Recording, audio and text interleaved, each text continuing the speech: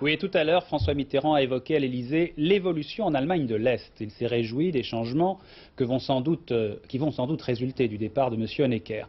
Et le président Mitterrand a évoqué l'éventualité d'une réunification des deux Allemagnes. Écoutez. Un changement d'homme est généralement le signe que l'on commence à bouger sur le fond.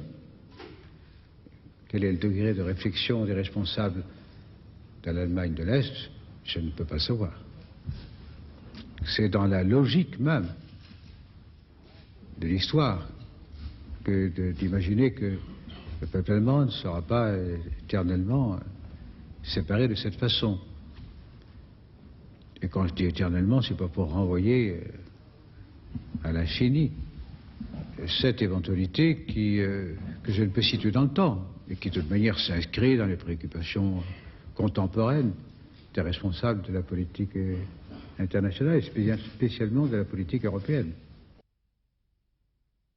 Un changement d'homme est généralement le signe que l'on commence à bouger sur le fond. Quel est le degré de réflexion des responsables de l'Allemagne de l'Est? Je ne peux pas savoir. C'est dans la logique même de l'histoire que d'imaginer que le peuple allemand ne sera pas éternellement séparé de cette façon.